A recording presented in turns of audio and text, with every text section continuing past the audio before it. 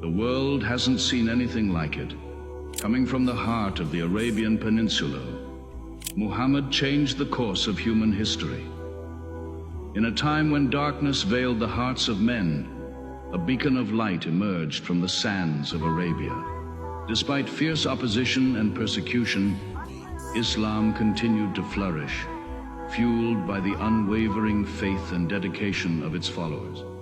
Still to Mecca they come, mankind. The people of Islam dressed in their pilgrim white. All equal before God, all united in this place of prayer. Each individual soul joined in a community of worship. One God.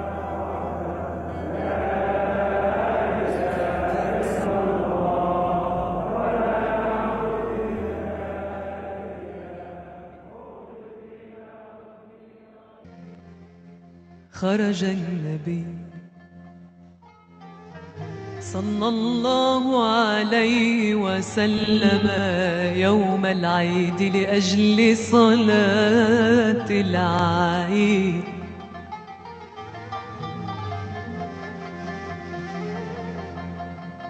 فرأى الصبيان يلعبون ووجد صبيا واقفا يبكي.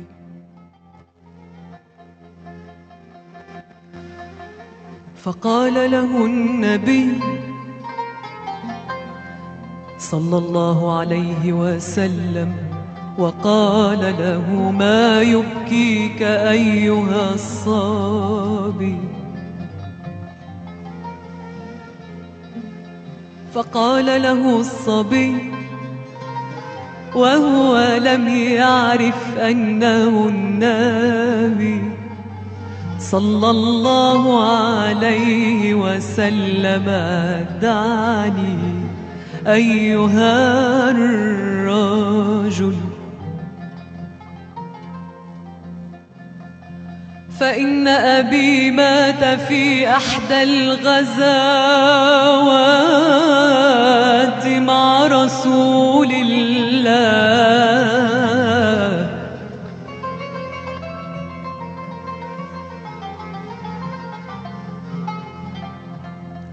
وأمي تزوجت بغير أبي، فأخذ داري وأكل مالي، فصرت كما تراني عاريا جائعا حزينا ذليلا. فلما أتى يوم العيد رأيت الصبيان يلعبون، فتجدد حزني فبكيت.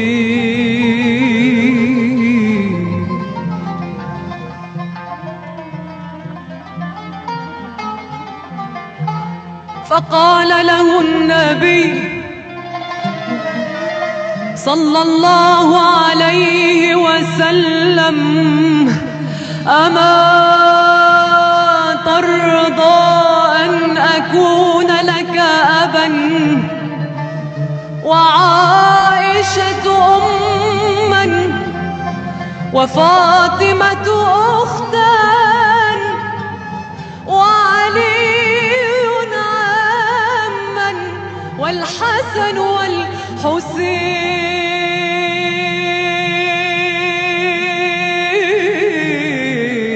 إخوتان.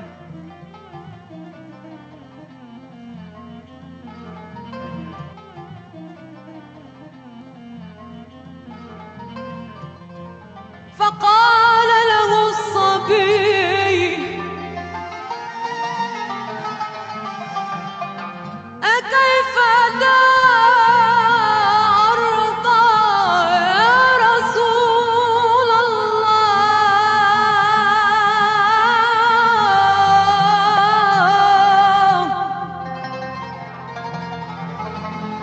فأخذه النبي صلى الله عليه وسلم وتوجه به إلى داره فأطعمه وألبسه لباس العيد فخرج الصبي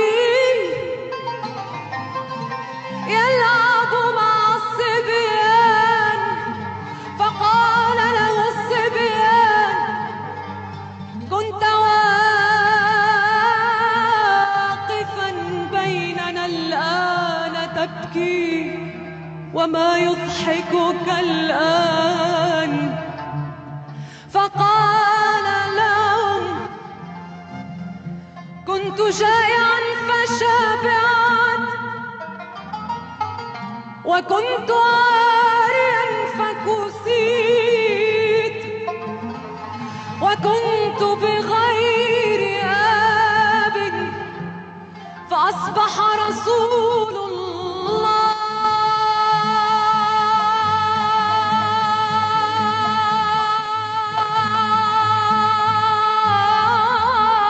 يا أبي وعائشة أمي وفاطمة أختي وعلي عمي والحسن والحسين إخواتي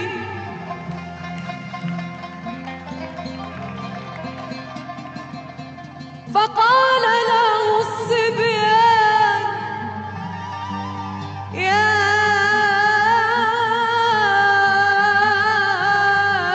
ليت آباءنا ماتوا في أحدى الغزوات مع رسول الله.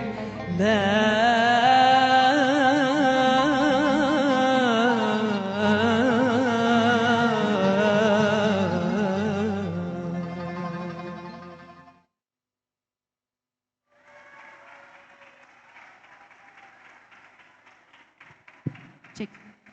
Saya mau cek semangatnya dulu dari yang hadir di sini. Assalamualaikum warahmatullahi wabarakatuh. Pada zaman Rasulullah Muhammad. Selamat malam Gus Faiz. Baik, selamat malam, sehat. Kabar sehat ya Gus? Baik, Alhamdulillah. Gus, malam ini sangat spesial sekali karena momen ini kita semua ingin mengenal lebih dalam sosok Rasulullah SAW sebagai rahmatan lil alamin. Dan kalau kita bicara soal kasih sayang, itu cakupannya luas sekali Gus. Salah satunya dari syair, lantunan syair yang baru saja videonya kita saksikan bersama. Di situ menggambarkan betapa lembutnya hati Rasulullah, murahnya sang baginda sehingga mampu membuat seorang anak yatim yang sedang menangis sekarang kembali tersenyum. Dan ini sungguh mulia sekali. Dan pertanyaannya, gimana sih Gus kita bisa meneladani sikap Rasulullah yang satu ini di era sekarang? Yang mana kita tahu rasanya tuh rasa empati sekarang tuh sudah mulai terkikis. Itu suatu hal yang mahal sekali Gus. Ini gimana ya Gus? Boleh mohon dijelaskan Gus, silakan. Tadi kita melihat satu syair lagu yang sangat menyentuh. Saya sering sekali mendengar syair ini ketika dulu saya di Mesir. Itu sangat menggugah. Itulah sebabnya anak-anakku, di dalam Al-Quran itu Allah menyatakan bahwa sifat keistimewaan dalam keberagamaan kita kepada Allah yang paling sulit itu adalah menebarkan kasih sayang. Di dalam Al-Quran itu Allah menyatakan wama adraka mal aqabah. Tahukah kalian keberagamaan yang paling sulit seperti orang yang harus mendaki gunung yang terjal. Itu bukan sholat tahajud 1000 rakaat malam ini. Tetapi kata Al-Quran itu adalah fakku rokobah. membebaskan keterbelengguan orang dari kemiskinan dan kesulitan. Rasulullah itu hassas. Bahkan di dalam kisah yang lain, itu Rasulullah ketika menjanjikan surga yang agung kepada sahabatnya, Sabit bin Dahdah, yang Rasulullah katakan, kam min idqin raddah, berapa banyak nanti kebun indah yang dimiliki oleh sahabat Abu Dahdah, itu karena Rasulullah melihat anak yatim itu dimarahi sama orang yang memiliki kebun. Ayahnya itu wafat membela Rasulullah di perang Uhud.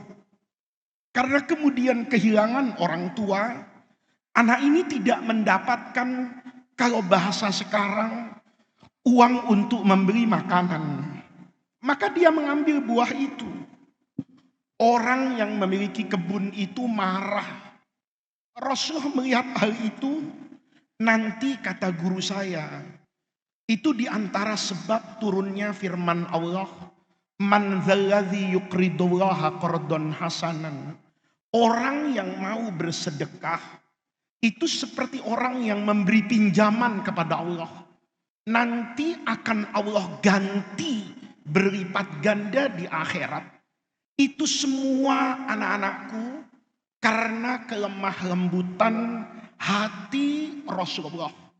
Nabi dalam ketegasannya, Nabi dalam keteguhannya, itu adalah sosok yang paling mudah meneteskan air mata melihat penderitaan orang lain.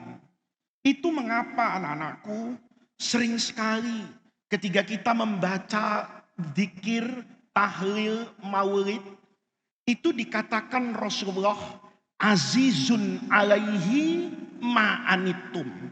Tidak ada penderitaan buat Nabi yang paling besar kecuali Nabi melihat penderitaan orang lain. Itulah sifat yang dimiliki oleh Rasulullah sehingga beliau bisa menjadi Nabi yang diteladani, ayah yang dihormati, pemimpin yang dijadikan panutan, bahkan sosok manusia yang kesempurnaannya abadi sampai hari ini. Masya Allah, begitu lembut sekali hati baginda Rasul ya, ternyata Gus Faiz.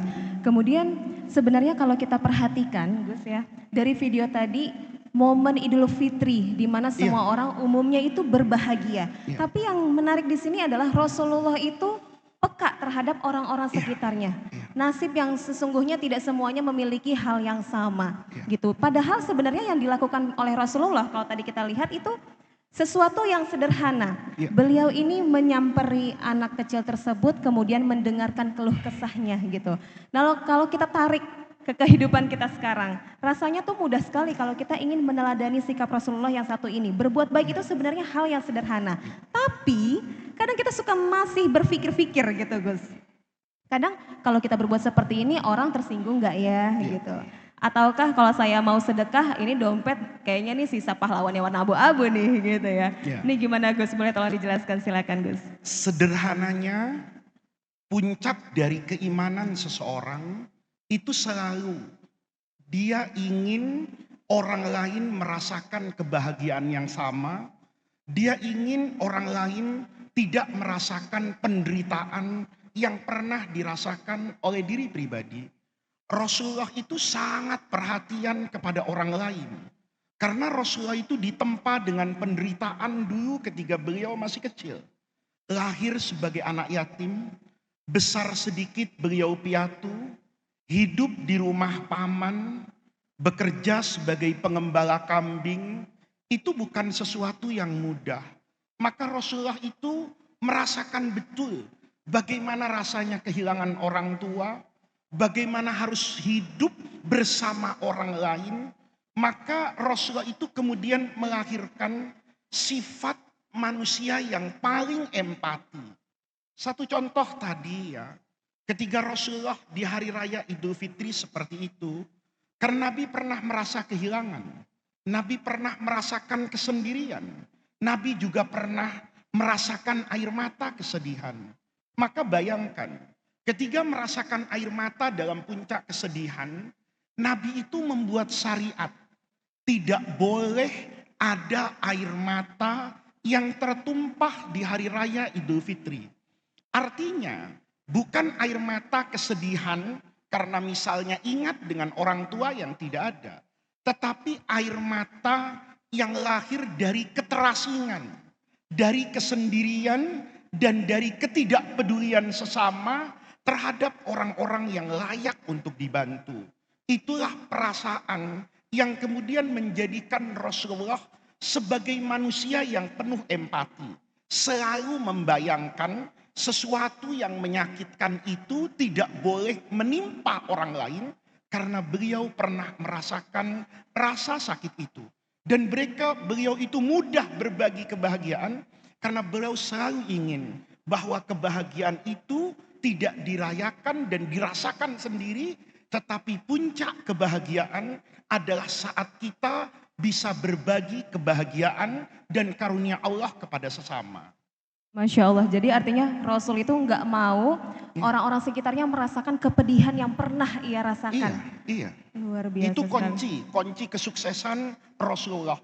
Selalu ingin yang terbaik buat orang lain. Orang lain tuh kadang-kadang dibuat kenyang, sekalipun Rasulullahnya itu harus lapar. Orang lain dibuat oleh Rasulullah hidup berkecukupan, sementara Rasulullah mungkin jalan hidupnya itu di bawah tingkat kesederhanaan. Bisa dikatakan mendahulukan kepentingan orang lain, Gus? Iya, itulah Rasulullah. Rasulullah selalu mendahulukan kepentingan dan kebahagiaan orang lain. Makanya dulu di Darul Rahman, Pak Kiai Sukron itu sering mengajarkan, siapakah orang penting? Orang penting itu orang yang mementingkan kepentingan orang lain. Itu adalah kata kunci mengapa Rasulullah Shallallahu Alaihi Wasallam itu bisa dicintai oleh para sahabatnya, dicintai oleh murid-muridnya dengan kecintaan yang tidak bisa kita ukur dengan ukuran hari ini, karena kuncinya Rasulullah hidupnya itu selalu dipenuhi oleh rasa cinta kepada sesama yang tidak bisa dikalahkan oleh kebencian apapun. Masya Allah, terlihat sangat sederhana tapi sebenarnya sulit sekali untuk diterapkan ya Gus ya. Iya. Oke, karena kalau tadi melihat dari kisah tadi ya, anak tersebut sudah mulai dari awalnya bersedih, kembali berbahagia karena diasuh oleh Rasulullah. Tapi ternyata masalah nggak sampai di situ. Ketika ia diangkat itu, lingkungan sekitarnya merasa iri dan juga mencibir. Iya. Nah ini artinya kalau kita tarik seperti ke kehidupan kita yang sekarang ya, kayaknya itu sudah kelar satu masalah, ujian datang lagi gitu. Ini kok rasanya ujiannya kok nggak habis-habis gitu ya. Kalau kata anak sekarang tuh, ini era bahagianya kapan sih? Nah ini hikmah dari kisah yang bisa kita ambil seperti ini, hidup penuh ujian tuh seperti apa Gus? Yang diambil tadi itu adalah selalu menebarkan kasih sayang.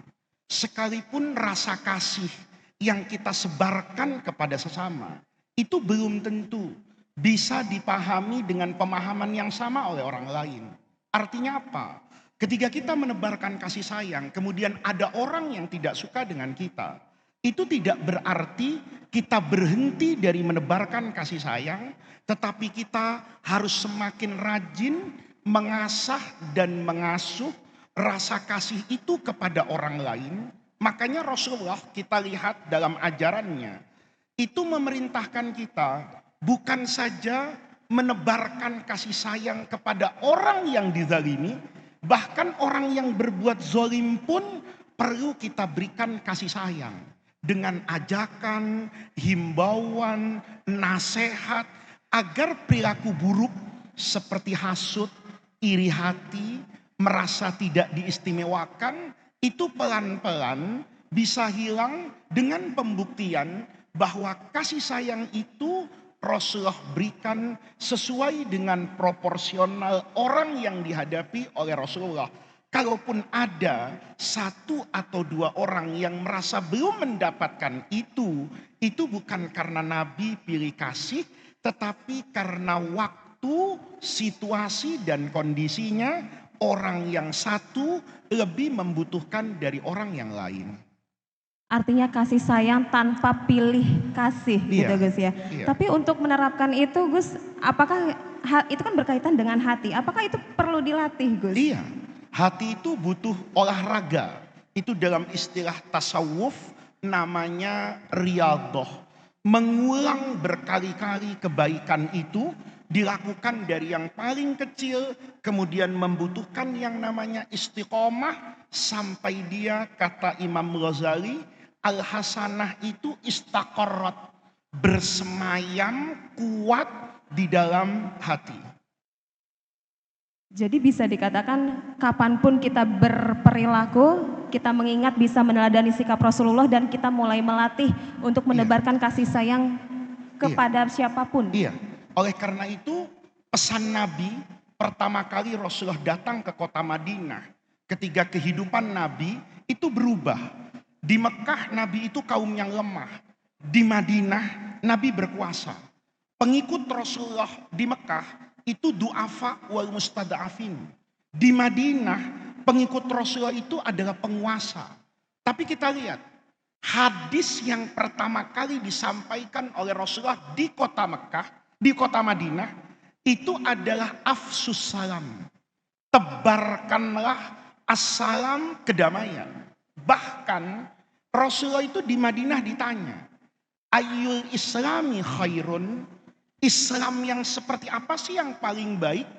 Itu kata Rasulullah, yang paling baik itu kamu memberikan salam, pesan damai kepada orang yang kamu kenal ataupun orang yang tidak kamu kenal, tanpa memperdulikan latar belakang sosial, ras, agama, suku. Tebarkanlah yang namanya kedamaian dan kasih sayang. Itu yang sering dikatakan sebagai kunci kesuksesan Rasulullah membangun masyarakat madani di kota Madinah. Dan itu yang harusnya bisa kita terapkan sekarang ya Gus ya. Untuk menebarkan kasih sayang, rasa empati dan sebagainya tanpa terkecuali. Seperti itu. Oke, kita akan melanjutkan dengan video selanjutnya.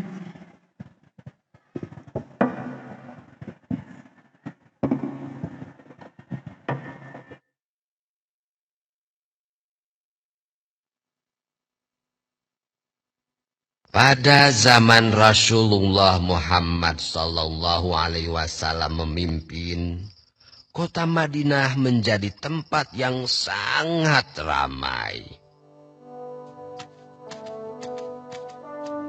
Penduduknya bertambah banyak dan sering dikunjungi para pedagang dari berbagai tempat. Kaum muslimin hidup dalam kedamaian di bawah naungan Islam. Namun demikian, di tengah kedamaian itu, orang-orang berjual beli di pasar dengan penuh kejujuran.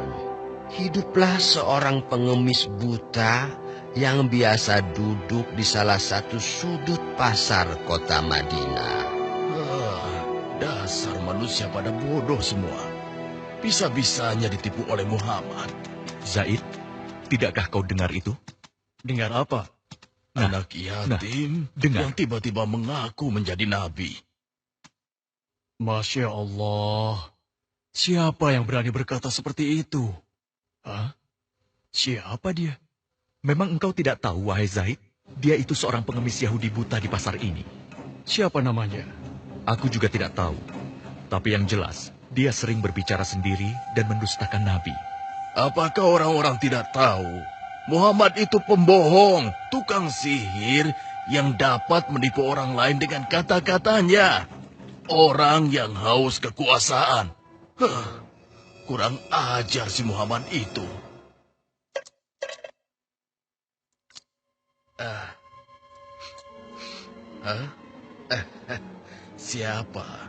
Siapa engkau? Hei, itu Rasulullah. Kenapa Nabi memberikan pengemis tidak tahu diri itu dinar emas? Siapa engkau, Tuan? Engkau pemurah sekali. Belum pernah seumur hidupku ada seseorang yang memberikanku dinar emas.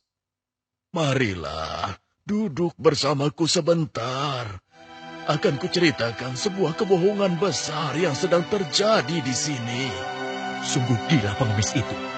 Apa dia tidak tahu berhadapan dengan siapa? Sabar, saudaraku. Janganlah kau bertindak melebihi Nabi.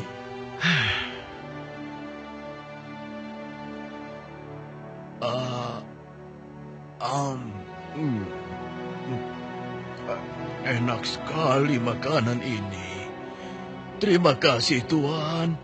Belum pernah aku bertemu seseorang yang memperlakukan aku sebaik ini. Demikianlah sejak saat Andai itu Muhammad seperti ini, Rasulullah sering mendatangi aku si akan pengemis menjadi buta. pengikutnya. Si pengemis Yahudi buta itu tidak tahu bahwa yang selama itu mendatanginya adalah Rasulullah. Rasulullah tidak pernah menceritakan siapa beliau sebenarnya. Nabi tidak marah, kan dihina terus, Bah. Itulah salah satu keutamaan Nabi. Beliau sangat sabar meskipun dihina. Beliau tetap bersikap lemah lembut terhadap si pengemis itu. Hingga suatu ketika Rasulullah pun wafat. Dipanggil oleh Allah Subhanahu wa Ta'ala. Innalillahi wa inna ilaihi raji'un. Assalamualaikum. Waalaikumsalam. Siapa? Aisyah, ini aku, ayahmu. Oh, ayah. Silahkan masuk. Ada apakah gerangan ayah? Anakku, aku hendak bertanya, adakah kebiasaan Rasulullah yang belum aku kerjakan? Wahai ayah, engkau adalah sahabat Nabi yang paling dekat. Tidak ada kebiasaan Nabi yang belum pernah ayah lakukan, kecuali satu. Oh ya? Apa itu? Wahai ayahku, setiap pagi dikala Rasulullah melewati pasar, beliau menyempatkan diri menyuapi seorang pengemis Yahudi buta yang ada di sana. Hanya itu saja? Baiklah, akan aku lakukan.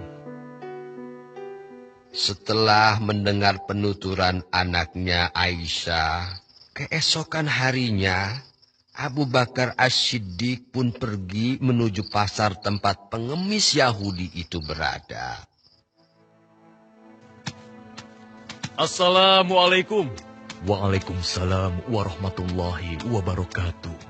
Di manakah engkau, sahabatku? Sudah beberapa hari engkau tidak datang. Sudah tiada lagi yang menyuapiku makan. Mungkin itu orangnya. Engkaukah itu, sahabatku?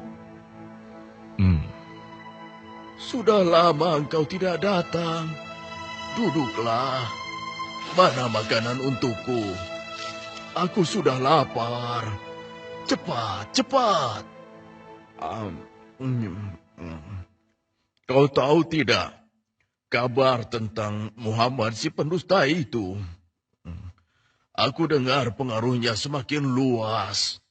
Entah sihir apa yang dia gunakan.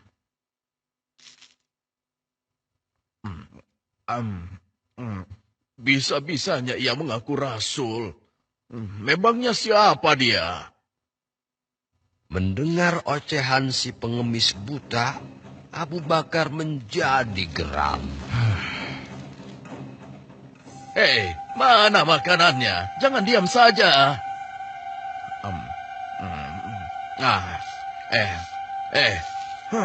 Kau kasar sekali. Aku rasa engkau orang yang berbeda. Siapa engkau sebenarnya? Aku orang yang biasa memberikanmu makanan. Bohong. Engkau bukan orang yang biasa mendatangiku. Kenapa? Engkau berbeda. Orang yang biasa mendatangiku selalu menyapaku dengan lemah lembut. Ia menanyakan kabarku, membesarkan jiwaku, dan menyuapiku dengan penuh kesabaran dan kasih sayang. Belum pernah aku temui orang sebaik itu.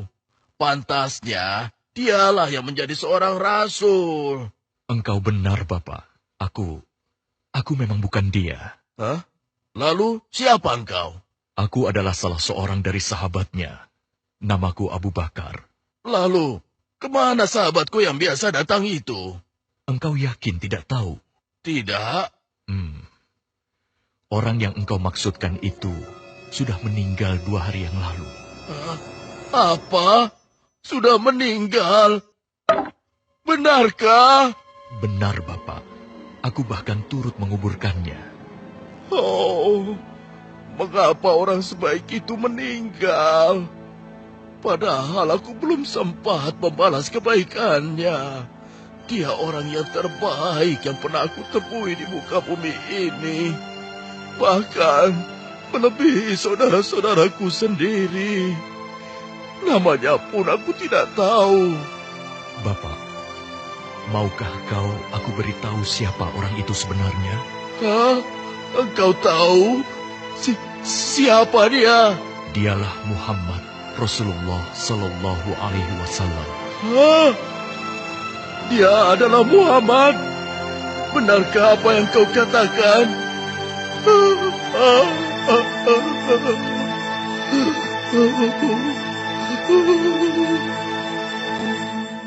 Demikianlah pengemis Yahudi buta itu menangis sejadi-jadinya di pundak Abu Bakar As-Siddiq.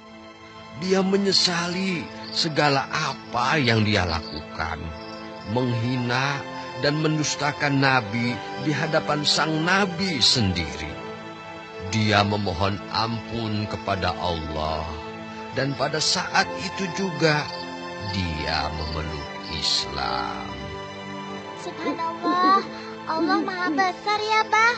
Ya, begitulah. Oleh karena itu, cucu-cucuku sekalian, jangan mudah marah.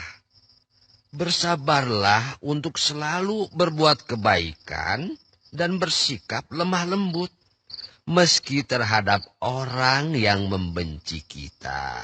Tapi kan kalau dihina kita jadi kesal, Bah. Iya nggak, Kus? Iya. Ya, itulah ujiannya. Tetapi Allah tidak akan menyia-nyiakan kesabaran seseorang. Emil juga sabar, Bah. Dari tadi Emil belum makan kue. Dimakanin Angkus terus tuh.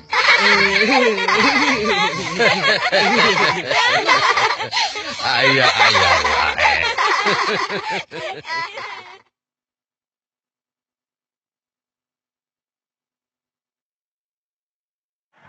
Masya Allah. Mungkin Gus, di antara bukti kelembutan hati Baginda ini merupakan salah satu kisah yang paling mencengangkan. Ada hal yang menarik. Pertama, diriwayatkan pengemis tersebut merupakan penyandang disabilitas. Dalam hal ini dia merupakan seorang tunanetra. Yang kalau kita sekarang nggak bisa ngomongnya buta ya, kita harus memperhalus bahasa kita. Karena kalau nggak kita bisa disomasi ini sekarang juga gitu ya. Kemudian beliau juga tidak mengimani ajaran Rasulullah, memeluk agama Yahudi, seperti itu. Yang menjadi penasaran adalah kenapa begitu lembutnya hati Rasulullah, beliau masih mau berinteraksi dengan penuh kasih sayang dengan orang yang sudah menghinanya, memfitnahnya. Karena kalau kita jangankan difitnah, jangankan dipojokkan, kita disenggol dikit aja suka gampang tersulut emosi gitu nih Gus. Nah ini bagaimana kita bisa meneladani sikap Rasulullah atau barangkali kita bisa dengan mudahnya untuk menerapkan itu di hidup kita Gus. Silakan Gus. Yang harus kita ingat, kebaikan dan kejahatan itu tidak sama. Orang itu pasti suka dengan sahabatnya yang baik, dan orang itu pasti tidak suka dengan sahabatnya yang tidak baik. Al-Quran sendiri menyatakan, wala tastawil hasanatu wala sayyi'ah. Kita ini dengan kacamata orang awam sekalipun, itu bisa kok membaca mana yang baik dan itu akan menenteramkan dan mendamaikan, mana yang tidak baik dan itu akan selalu memancing dan menguras emosi. Karena itu Quran itu mengajarkan perilaku Rasulullah tadi. Kata Quran, idfa Kalau kamu ingin menolak kejahatan, maka tolaklah kejahatan itu, lawanlah kejahatan itu billati hiya ahsan, dengan cara yang baik. Itu tadi kita lihat kan, Rasulullah yang dihina, Rasulullah yang disakiti, ini as-sayyi'ah, menyakiti orang lain. Tapi dibalas oleh Rasulullah itu dengan al-hasanah, kebaikan. Apa kata Quran? Kalau kamu membalas kejahatan dengan kebaikan, idfa billati hiya ahsan fa idzal ladzi bainaka wa bainahu adawatun, yang asalnya bermusuhan itu ka'annahu waliyun hamim, akan menjadi bestie kata orang sekarang, menjadi sahabat dekat karena orang itu selalu suka dengan yang namanya kebaikan. Jadi Rasulullah itu mengajarkan perilaku yang mungkin hilang dari hari ini. Nabi itu melihat perilaku pengemis difabel tunanetra tadi, itu sudah melampaui batas kewajaran. Melaknat, memaki, kata-katanya kotor. Tapi kemudian Rasulullah itu melakukan amar ma'ruf nahi mungkar dengan cara yang ma'ruf. Kita hari ini sering melakukan amar ma'ruf nyambi mungkar. Ya. Amar ma'rufnya baik, tapi dilakukan dengan cara yang tidak baik. Rasulullah enggak. Dihina, dibalas dengan kebaikan. Maka kita lihat, Rasulullah itu dimusuhi di Mekah, tapi orang Mekah itu enggak pernah punya satu kata yang tepat untuk menunjukkan kejelekan Rasulullah. Misalnya, Rasulullah dulu di Mekah itu disebut dengan al-kadzab, tukang bohong. Tapi orang kafir di Mekah itu tidak puas juga dengan apa yang mereka lakukan. Kalau Muhammad ini orang bohong, mengapa dahulu sebelum beliau menjadi nabi itu dikasih gelar Al-Amin, orang yang bisa dipercaya. Nabi itu semua orang Mekah itu kalau nitip apapun itu dititipkan kepada Rasulullah. Maka bisa dilihat nanti waktu Rasulullah hijrah ke Madinah, itu yang dipikirkan Rasulullah itu harta orang Mekah yang notabene tidak beriman kepada Rasulullah, memusuhi Rasulullah, tapi titip duit sama Rasulullah. Kalau saya kan saya bawa kabur ke Madinah duitnya sekalian.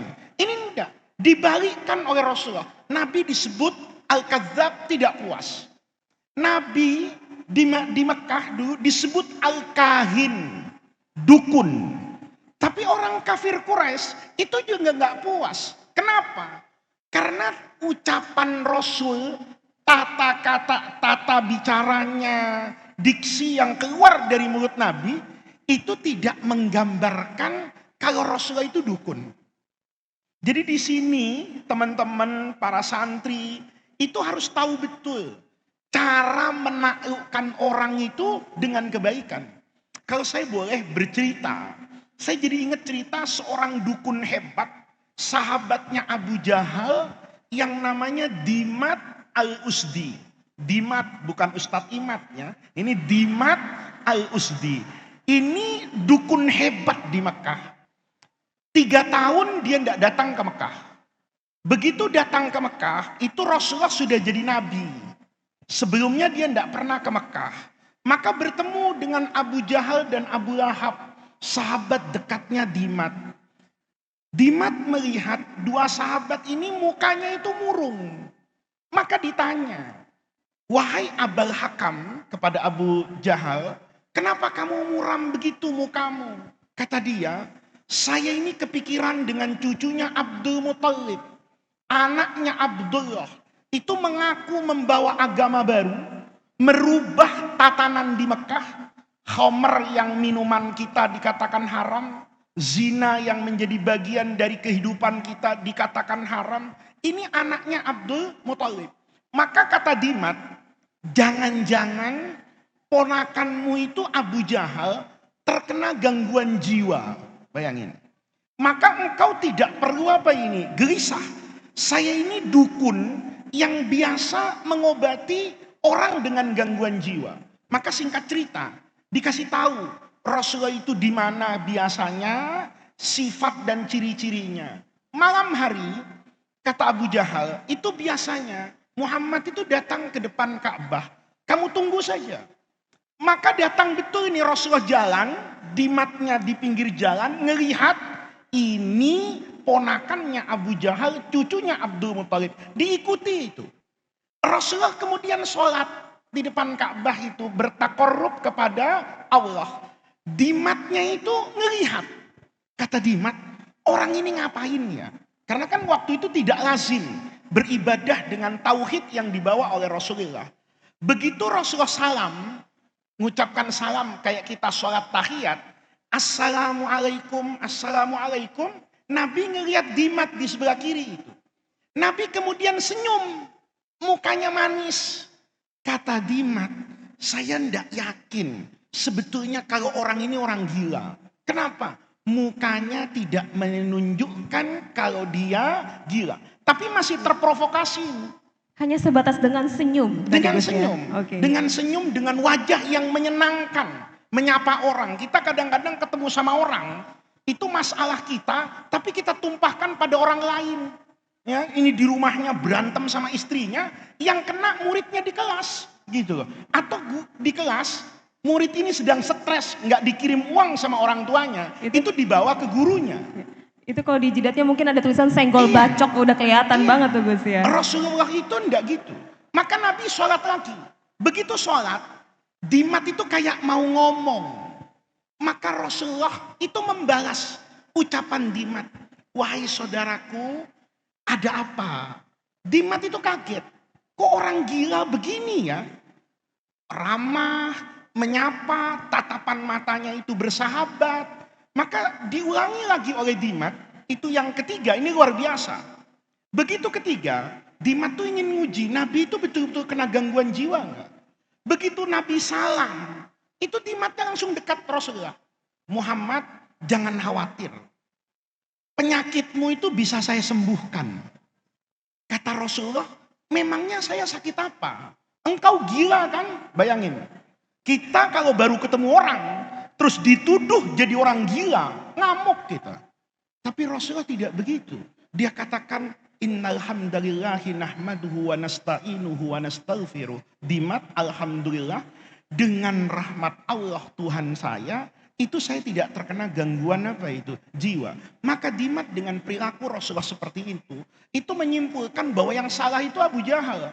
Tidak mungkin ponakannya yang salah. Kenapa? Karena Rasulullah itu mengedepankan akhlak yang baik, tatapan yang bersahabat, dan wajah yang selalu menunjukkan rasa kasih sayang yang tadi kita sampaikan. Jadi di sini penting buat kita, buat para santri, itu kalau ada yang dibully, ada yang sedang dimusuhi oleh teman sekelas, usahakanlah melakukan hal yang positif seperti Rasulullah dulu membalas kejahatan dengan kebaikan.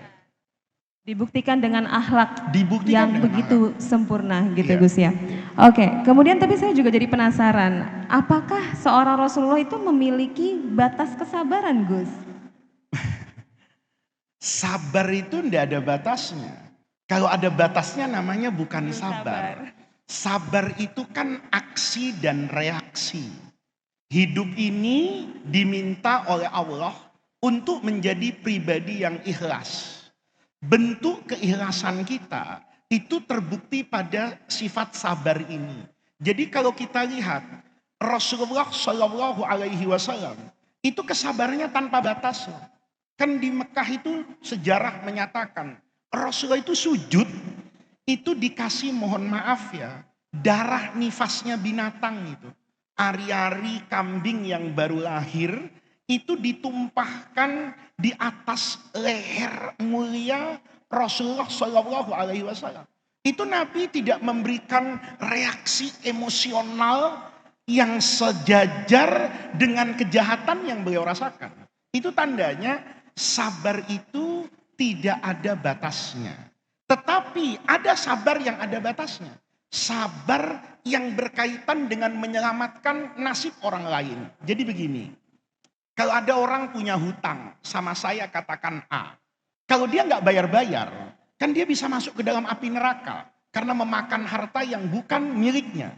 Maka saya perlu menegur dan menagih. Tetapi kalau dia tidak mau bayar, itu saya tetap melakukan yang namanya kesabaran dan menunggu. Itu namanya sabar yang benar. Jadi kondisional gitu ya Iya. Gus ya. Oke Gus, tapi kalau kita ngomongin soal kasih sayang, itu dalam Al-Quran juga memang banyak sekali perintah-perintah di mana kita harus menekankan kasih sayang gitu ya. Bahkan seperti mungkin di hadis, man la yarham la yurham. Iya.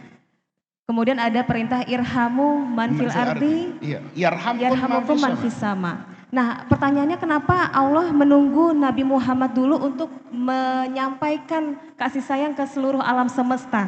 Kenapa enggak terhadap nabi-nabi sebelumnya ini Gus? Bagaimana Gus? Semua nabi itu juga memiliki sifat rahman, sifat rahmat, sifat kasih sayang. Hanya bedanya dia berbatas dengan kekafiran. Jadi semua nabi kalau umatnya itu ngeyel, membantah sampai pada puncak yang dikatakan tidak wajar, maka oleh Allah dihukum. Kayak umatnya Nabi Nuh itu, 1000 tahun Nabi Nuh itu kan sabar. 1000 tahun muridnya 50. Itu kalau pakai statistik, dia bikin pendaftaran murid baru 20 tahun dapat 1 loh. Itu sabar. Tapi ketika puncak kekafirannya, itu Allah tenggelamkan. Kalau Rasulullah enggak. Pada puncak pembangkangan manusia di Taif, itu Rasulullah Shallallahu Alaihi Wasallam datang ke Taif, itu bukan disambutkan, tapi disambit, ya, dilempar batu, Rasul terluka. Itu nanti oleh Rasulullah ketika malaikat Jibril menawarkan akan menghancurkan bumi Taif, Bani Sakif dengan melemparkan gunung ke tengah-tengah mereka. Itu Rasul akan menolak. The first Muslim woman in the government. Long ago, before Islam came to Arabia, there was a girl named Al-Shifa radiyallahu ta'ala anhu. At that time, the people hated girls and would bury baby girls alive. And there were no women's rights. But Al-Shifa radiyallahu ta'ala anhu worked really hard to make herself extremely smart and talented. At that time, only a few people could read and write in the entire city of Mecca. And the only girl who had this talent was Al-Shifa radiyallahu ta'ala anhu. Because of her special talent, after Islam came, the Prophet Muhammad sallallahu alaihi wasallam requested her to teach his wife Hafsa radiyallahu ta'ala anhu how to read and write, so that she could become knowledgeable. Later, this helped Hafsa radiyallahu ta'ala anhu to keep the Mus'haf, which was the original copy of the Quran, when Uthman radiyallahu ta'ala anhu was the caliph. Al-Shifa's real name was Layla, but everyone called her Shifa radiyallahu ta'ala anhu because she was very knowledgeable on how to cure and treat sick people. With her knowledge, she also became a great scholar in Islam. With Muhammad sallallahu alaihi wasallam's request, she also taught Hafsa radiyallahu ta'ala anhu how to cure different illnesses as well. After moving to Medina, Al-Shifa radiyallahu ta'ala anhu's house was right in between the masjid and the marketplace. And because she was so smart, the Prophet would personally come to her and ask her for some business advice and advice for the marketplace. Later, when Umar radiyallahu ta'ala anhu became the caliph of the Muslim empire, he followed in the Prophet's footsteps and officially made Al-Shifa radiyallahu ta'ala anhu the market controller of Medina. Caliph Umar radiyallahu ta'ala anhu said that if anyone had any questions or problems in the marketplace, they should go to Al-Shifa radiallahu ta'ala anhu. This means that Al-Shifa radiallahu ta'ala anhu was the first woman to ever have an official government position in the Muslim empire. Al-Shifa radiallahu ta'ala anhu took her job extremely seriously. She would go around the market and make sure that there was no cheating. She would also make sure that both the market sellers and the buyers followed proper Islamic rules when doing business with each other in the market. The creation of this government position job helped the businesses in Medina so much. She was so successful, Caliph Umar radiallahu ta'ala anhu decided to select another woman, Samra radiallahu ta'ala anhu, to be the official market controller of Mecca. So, the other woman was the second woman selected for a very important government job. This story shows us that if we work really hard, we can go out in the world and create a really big difference. Before Islam came, Al-Shifa radiallahu ta'ala anhu was not allowed to do anything because she was a woman. But that did not stop her. She loved to learn and never stopped learning, which made her extremely smart. Even the Prophet of Islam came to her for advice, and later she became the first person who started to work in the government, creating a system that would make sure that people were following Islam in the right way, teaching us that we can bring Islam into everything to create a better world. May Allah subhanahu wa ta'ala help us to get more knowledge so we can make a better world by following Islam. Ameen.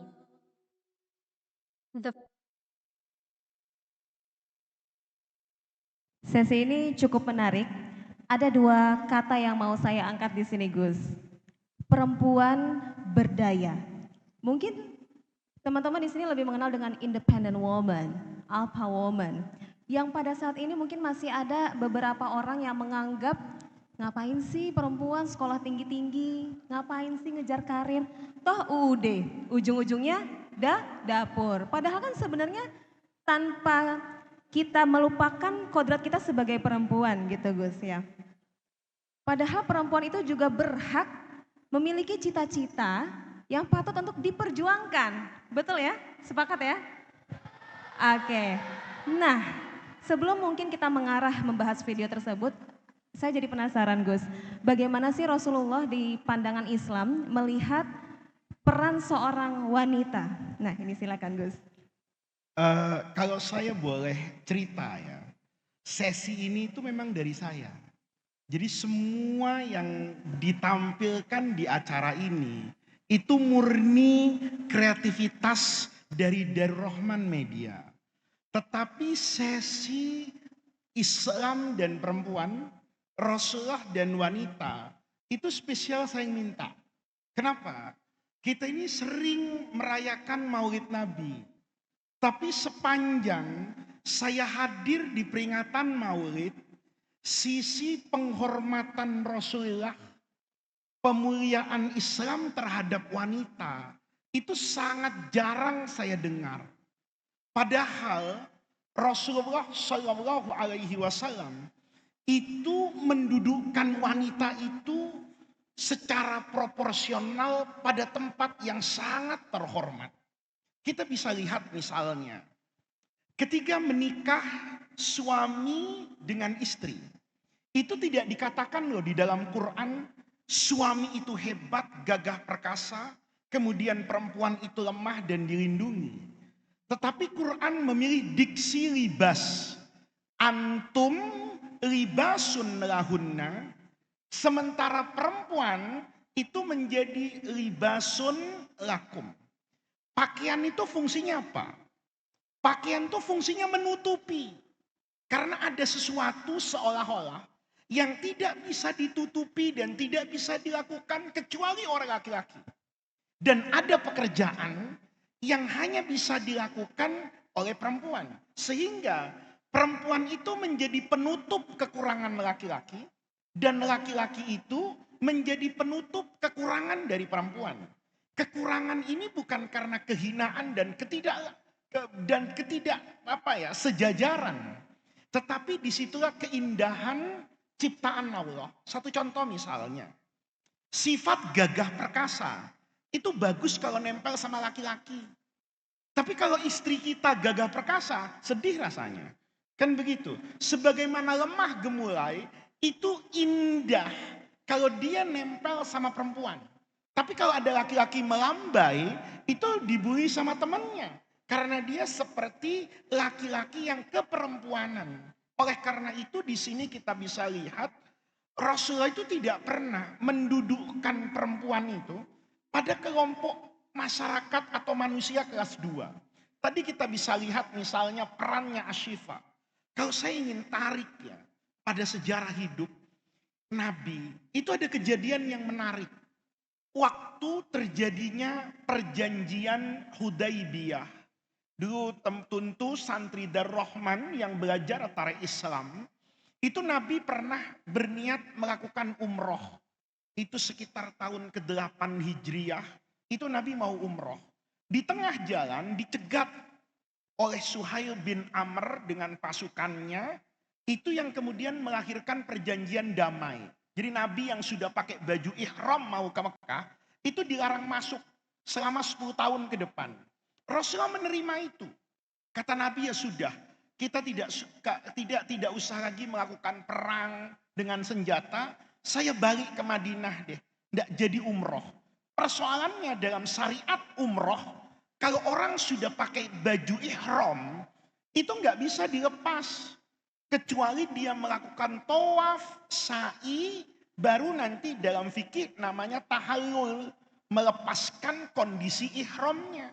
Sementara ini tidak bisa tawaf, tidak bisa sa'i.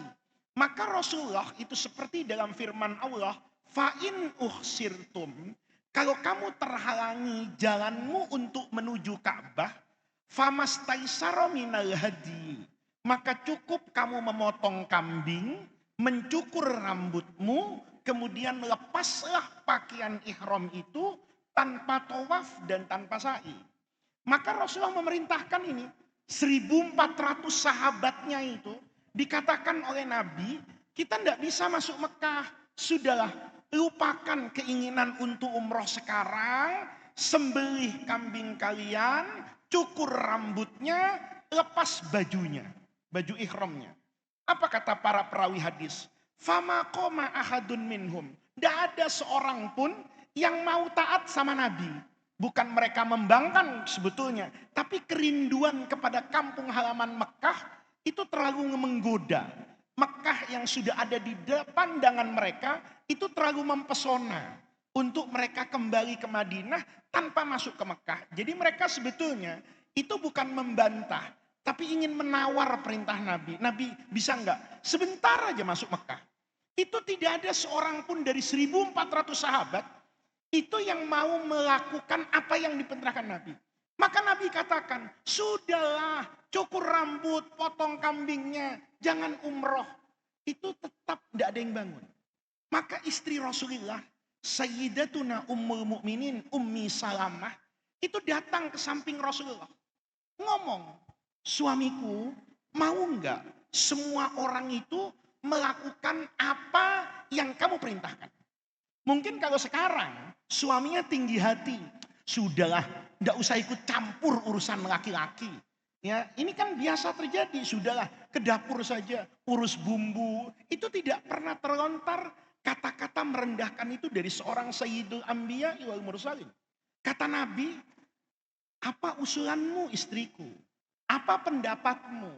Apa yang bisa kamu bantu agar saya bisa memerintahkan mereka dan mereka taat dengan apa yang saya perintahkan? Apa kata Ummi Salamah? Gampang suamiku, kau potong dulu kambingmu, kau cukur dulu rambutmu, kau lepaskan dulu ihrammu.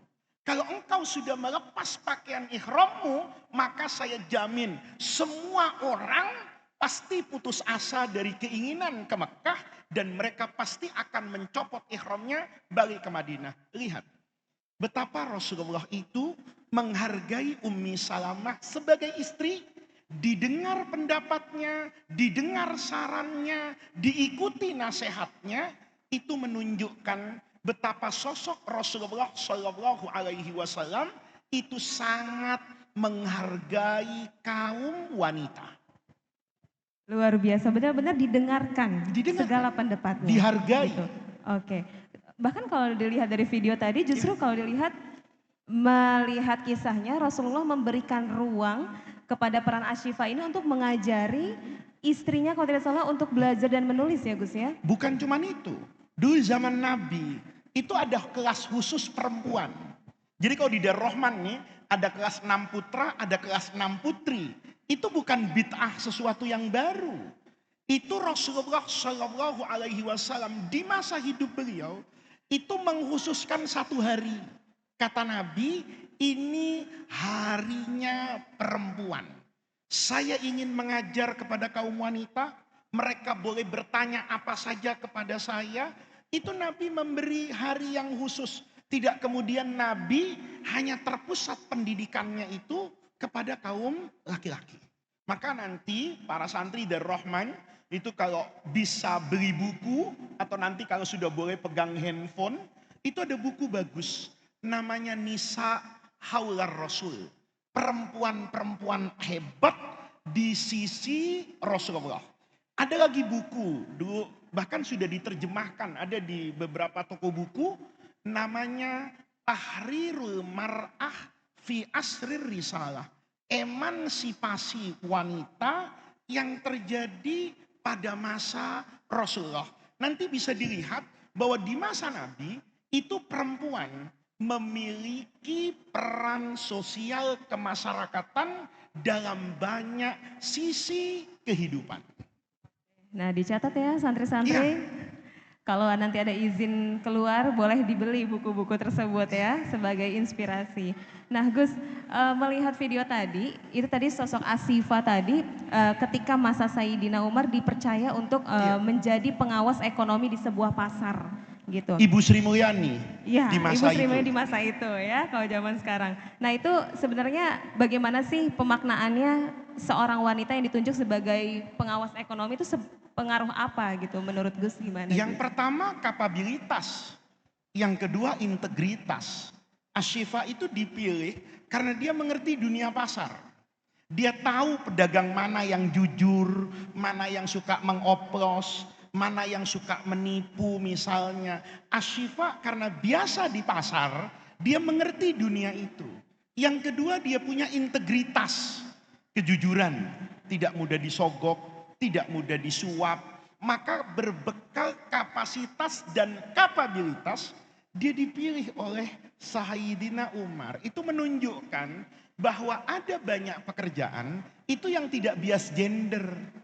Gitu loh. Seorang perempuan Ummul Mukminin Aisyah itu menjadi guru di Madinah, memberikan fatwa, memberikan pencerahan. Bahkan ada beberapa kasus fikih itu yang salah pemahamannya itu diluruskan oleh Ummul Mukminin Aisyah radhiyallahu anha. Nanti teman-teman murid-murid ini, santri-santri di kelas akhir itu pernah belajar yang namanya Waqatul Jamal. Ummul Mukminin Aisyah itu naik unta, melakukan kegiatan namanya amar ma'ruf nahi mungkar. Itu dilakukan oleh wanita. Oke. Nah tadi kemudian kembali lagi ke kisah tadi Ashifa. Tentu saat masa itu, Gus, itu di era zaman jahiliyah kalau tidak salah, di mana perempuan itu yang kalau lahir dikuburkan seperti itu. Apa sih tantangan yang mungkin dirasakan oleh Ashifa saat itu di tengah-tengah masa jahiliyah itu? Ya tantangan yang pertama kultur, paradigma, persepsi, pikiran, keyakinan di masa itu bahwa perempuan itu makhluk pelengkap saja. Dia tidak memiliki peran sentral dalam hidup. Jadi perempuan itu dulu dijual. Perempuan itu diperbudak. Dia bahkan dibunuh. Maka Kaum perempuan itu berterima kasih sama Rasulullah. Kalau tidak ada Rasulullah, mati semua itu dikubur hidup-hidup. Yang namanya wa'dul banat. Dan ini menunjukkan betapa Islam itu memiliki gambaran akan kemuliaan dan mengakui peranan perempuan dalam kehidupan secara umum. Nah kalau kita tarik ke zaman sekarang nih, untuk masih ada aja tuh yang beranggapan seperti itu ya. Tadi UUD ujung-ujungnya dapur. Mungkin sebagai wanita ada pesan gak Gus kayak apa yang harus dilakukan? Bodoh amatkah atau mungkin membatasi atau bagaimana ya Gus? Sederhana saja. Perempuan itu menjalankan peran yang harus dia perankan. Satu contoh begini. Ibu saya itu tidak pernah keluar rumah. Di masa saya kecil, ayah saya Pak Kiai Sukron, itu keliling Indonesia. Ibu nggak pernah ikut. Ibu saya itu di era 60-an, itu di pesantren loh. Ibu saya itu kuliah di IAIN loh. Tapi begitu nikah dengan ayah saya, itu melupakan semuanya. Ibu tuh betul-betul jadi ibu buat saya, buat istri, jadi istri buat Kiai Sukron, buat perempuan di rumah. Anda bisa lihat kan? Ya jelek-jelek ibu saya itu melahirkan anak kayak saya. Gitu loh. Artinya apa?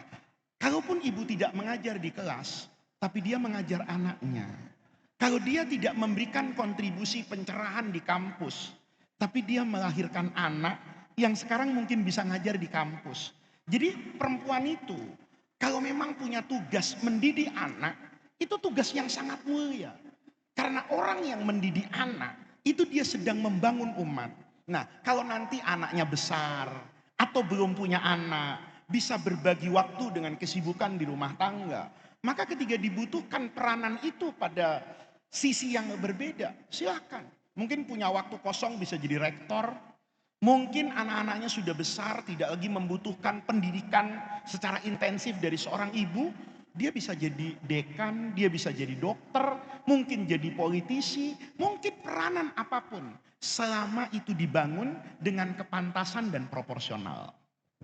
Artinya peran perempuan dimanapun ya Gus ya, itu sangat bermakna. Sekalipun di rumah tangga seperti tadi Ibunda Bunyai itu luar biasa, melahirkan anak-anak yang luar biasa seperti itu bisa membangun dan berdakwah kepada umat-umatnya. Iya, itu jasa ibu. Jadi ini para santri putri itu kalau nanti tidak bisa menjadi guru buat orang banyak, tapi dia bisa menjadi guru dan mendidik anaknya dengan baik, yang kelak anak-anak itu memiliki peran yang luar biasa, maka jasa perempuan itu besar gitu loh. Ya, kita berdoa mudah-mudahan perempuan-perempuan yang ada di depan saya ini, dari rahim mereka akan lahir anak-anak yang 100.000 lipat lebih hebat dari saya gitu.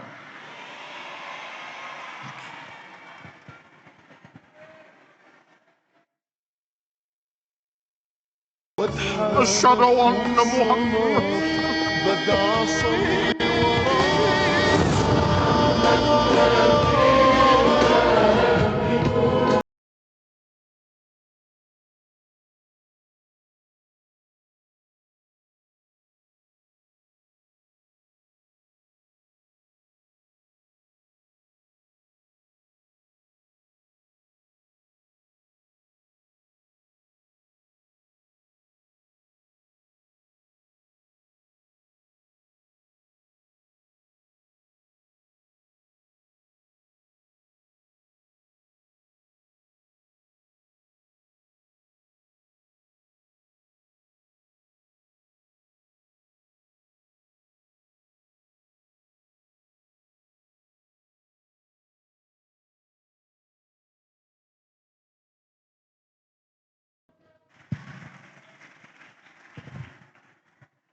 Merinding Gus lihatnya. Mungkin di antara sesi malam ini yang paling mengharukan ya. Wafatnya sosok Rasulullah yang diutus memberikan kasih sayang untuk seluruh alam semesta kini kembali ke hadirat Allah Subhanahu wa taala. Namun pertanyaannya Gus, mungkin sekarang ini gimana ya kita masih bisa merasakan rahmat meskipun sosok Rasulullah itu tidak ada. Bagaimana Gus? Iya, karena semua ajaran yang ada di dalam Islam itu selalu dijiwai dengan yang namanya rahmat. Kita bisa lihat ini sebagai nasihat yang luar biasa. Kita dulu dipesan oleh orang-orang tua kita. Waladatka ummuka bakian. Kita ini ya ketika lahir itu dalam keadaan menangis. Sementara manusia di sekitar kita yang menyambut kelahiran kita itu akan tertawa. Maka nanti buatlah keadaan itu berbalik. Saat kita meninggalkan dunia, maka orang yang kita tinggalkan itu menangis, sementara kita bisa tertawa karena sudah meninggalkan begitu banyak legasi, begitu banyak sifat mulia dalam hidup ini. Rasulullah Shallallahu Alaihi Wasallam itu kan seperti itu. Ini satu-satunya pemimpin di dunia, bukan saja ditangisi. Bahkan kalau kita lihat potongan film tadi secara panjang, itu sahabat Nabi itu baris loh di rumah Rasulullah. Ketika Rasulullah wafat, itu semua orang kata-katanya itu satu dulu di Madinah. Fidaka nafsi ya Rasulullah. Kalau boleh ya Allah, tuker yang mati saya saja. Jangan Rasulullah. Bisa ya bayangkan tuh. Sesempurna apa Rasulullah sampai semua orang itu ingin menukarkan jiwanya. Saya saja yang wafat ya Allah, jangan Rasulullah. Kalau kita kan enggak. Mungkin masih hidup disumpahin mati kita, ya kan? Karena kita bukan orang yang baik, begitu ketemu masih hidup aja dia. Artinya apa? Banyak orang yang mengharapkan kematian kita. Tapi Rasulullah saat wafat, itu banyak orang yang mengharapkan kehidupan Nabi, biarlah kita yang mati. Itu menunjukkan bahwa sifat kasih sayang Nabi itu meyakinkan pada diri semua orang. Sehingga mereka begitu Rasulullah wafat, itu kehilangan sosok yang selama ini menebarkan kasih sayang dan kedamaian. Kita hari ini pun merasakan, setiap ayat yang kita baca, setiap hadis yang kita resapi, pasti di situ ada rahmat yang Allah titipkan pada setiap pesan kemanusiaan, pada setiap ayat, dan pada setiap hadis. Dan itu kalau kita bisa renungi, pasti akan kita rasakan ya Gus? Iya Okay. pasti. Nah Gus, ini karena di momen maulid, ada potongan Shollu ala mayunadi yaumal qiyamati ummati. Umatnya Rasulullah gitu. Kadang mungkin kita di sini suka self claim mungkin ya. Saya umatnya Rasulullah, tapi bagaimana kita tahu kalau Rasulullah juga mengakui kalau kita juga bagian dari umat beliau? Bagaimana Gus? Ya, kita mengatakan saya umat Nabi itu kan pengakuan sepihak. Orang itu boleh mencintai, tapi tidak pasti dicintai. Untuk ini senang kalau ngomong ya? kayak gitu. Ya, viral abis ini kayaknya ya. Orang itu bebas mencintai siapapun, tapi kan belum tentu dicintai. Orang itu boleh saja mengaku, tetapi kan belum tentu diakui. Maka untuk mendapatkan pengakuan tersebut, dia membutuhkan sarana kan. Bagaimana saya punya parameter? Ini sederhana nih. Ini teman-teman santri-santri yang suaranya agak keras ini, yang mungkin pernah ditolak cintanya gitu ya. Ini kalau kita agak relate gitu ya Gus ya. Okay. Kan sama toh, ketika saya mencintai seseorang, maka kan pakai feeling nih. Kira-kira cinta saya itu diterima apa cuma bertepuk sebelah tangan? Kan ada ukurannya, kan ada parameternya. Kita juga gitu dong dengan Rasulullah. Saya ini mencintai Rasulullah, tapi apakah cinta saya itu diterima oleh Rasulullah? Itu kan kita punya ukuran kan. Kita sendiri kan kalau yang nakal itu kan tahu mana cinta palsu, mana cinta sesaat gitu loh. Sementara ketika kita mengakui bahwa saya mencintai secara benar, itu pasti ada ukurannya. Ada ukurannya. Bahkan kalau kita lihat ya, orang sering bilang orang yang mencintai secara hakiki itu rela loh melihat orang yang dicintai berbahagia walaupun tidak lagi bersama dengan dia. Ini lihat. Agak pedih ya. Agak sedih loh. Iya kan? Tetapi itu menunjukkan cintanya kan. Dia relakan. dia buang mantan itu pada tempatnya misalnya, ya, itu kan bukti dari parameter cinta. Kalau kita cinta sama Nabi, kan yang penting Nabinya bahagia. Nabi itu bahagia dengan apa? Dengan puasa kita. Nabi itu bahagia dengan apa? Dengan perilaku kita. Sekalipun untuk melakukan itu ada pengorbanan. Puasa kita butuh lapar kan? Sabar tadi butuh kontrol emosi yang baik. Tapi kalau saya mencintai Nabi, itu saya lakukan. Bukan seberapa berat pekerjaan itu saya lakukan, tapi seberapa besar pengharapan saya agar apa yang saya lakukan itu diterima dan dicintai oleh Rasulullah. Itu kuncinya. Mungkin jadi bisa dikatakan nggak Gus, tolak ukurnya itu adalah ketika kita mencintai dengan perasaan, itu kita yang mencintai itu akan merasakan kebahagiaan tersendiri. Iya, pasti. Artinya apa? Kalau kita misalnya Rasulullah itu nyuruh kita dermawan bersedekah. Kalau kita tidak mencintai sedekah, berarti kita sejatinya tidak mencintai Rasulullah. Kan yang muda-muda ini semua pasti pernah jatuh cinta kan? Kalau sedang jatuh cinta, diomongin apa saja sama yang dicintai, itu nurut loh. Ya. Nurut loh, ya. Melanggar urusan pondok pun nurut dia. Kenapa? Ini bukan masalah aturan pondok, ini masalah cinta kan. Nah, seharusnya cinta seperti itu dalam perilaku yang positif, itu yang kita lakukan kepada Rasulullah. Kalaupun kepala harus jadi kaki, kaki jadi kepala, untuk membuktikan cinta kepada Rasulullah, itu kita lakukan. Nah, kalau kita sudah memiliki ukuran parameter itu, kita tinggal berhusnudzon kan. Kan sama aja toh, kalau laki-laki jatuh cinta sama perempuan dan sebaliknya. Kan pasti nurut nih. Ya, kalau misalnya kata teman kata pacarnya yang perempuan bilang, saya nggak suka kamu pakai baju itu, kan nggak dipakai baju itu. Saya nggak suka kamu pakai kerudung model begitu, kan dirubah model jilbabnya. Nah, yang seperti ini harusnya itu juga menjadi ukuran kemanusiaan kita dalam mengaku cinta kepada Rasulullah Shallallahu Alaihi Wasallam. Dan berarti kalau kita masih melakukannya dengan keterpaksaan, itu harus kita pertanyakan kepada diri kita sendiri. Iya. Artinya kita harus menghidupkan cinta kita kepada Rasulullah itu dengan pembuktian orang yang mencintai Nabi.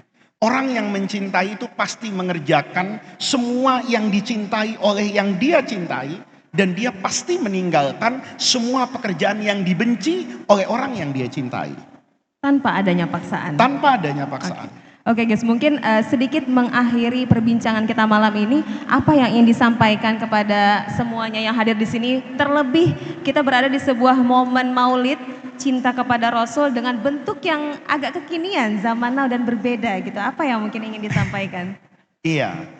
Acara malam ini sebetulnya ada niatan agar santri-santri saya yang ada di depan saya itu menyadari bahwa hidup ini terus berubah.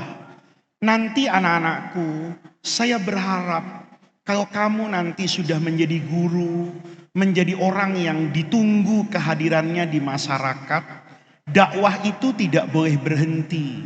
Dakwah itu harus selalu menemukan jalannya. Jalan hidupmu hari ini adalah menggunakan visual. Jalan hidupmu hari ini adalah memanfaatkan teknologi. Saya serius berharap loh, nanti satu hari santri-santri saya di depan ini, baik ustadz, ustadzah, kiai, bunyai, profesor, doktor, apapun, itu ketika melakukan inovasi dakwah, saya berharap seperti ini. Kalau anak-anakku mungkin jadi kiai, diundang peringatan Maulid, itu tidak boleh lagi menjalani peran yang saya jalani hari ini.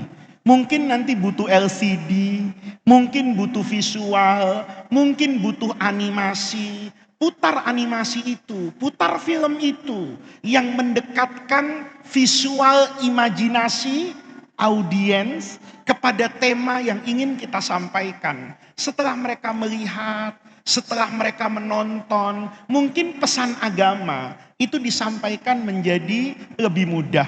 Jadi harapan saya, kalau dulu Wali Songo di tanah Jawa, itu bisa berdakwah menggunakan budaya wayang, mungkin satu hari adanya AI, adanya teknologi, santri-santri Darul Rahman itu menjadi akrab menggunakan teknologi. Saya bisa membayangkan loh, kalau pelajaran mutolaah itu, buku Al-Qiraah Ar-Rasyidah yang dipelajari di Darul Rahman hampir 5 tahun, itu dibuatkan visualnya, dibuatkan animasinya, kemudian kita berdakwah. Saya yakin Gen Z ini, generasi mereka ini akan lebih dekat dengan agama. Saya membayangkan kalau satu hari kita bercerita tentang Maulid Nabi menggunakan visual Tom and Jerry. Saya nggak kebayang itu kalau Tomnya sarungan, Jerry-nya jubahan, Elsa-nya pakai jilbab misalnya. Maka dengan mudah pesan-pesan agama itu akan sampai. Yang ada di hadapan saya ini adalah masa depan. Saya kalau melihat santri-santri saya itu, saya membayangkan inilah penerus Rasulullah, inilah penerus Indonesia. Oleh karena itu, teruskan dakwah ini sesuai dengan semangat zaman.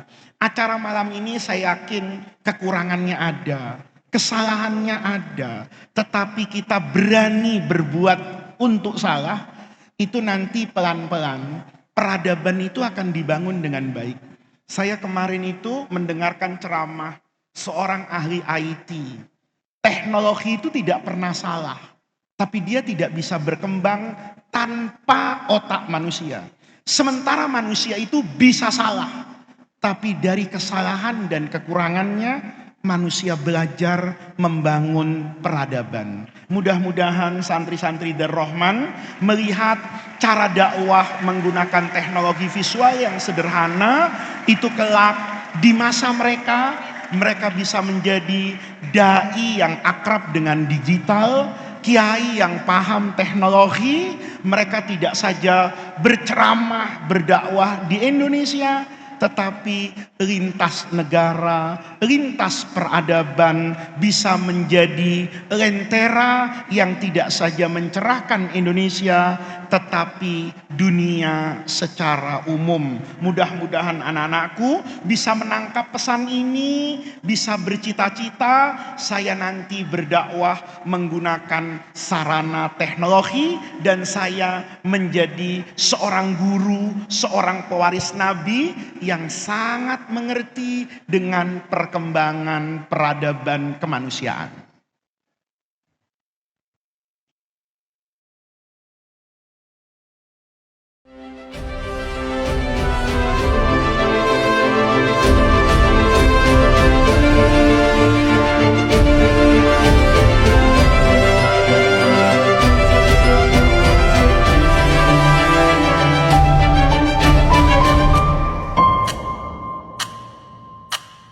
Bahwa kebahagiaan itu tidak dirayakan dan dirasakan sendiri, tetapi puncak kebahagiaan adalah saat kita bisa berbagi kebahagiaan dan karunia Allah kepada sesama.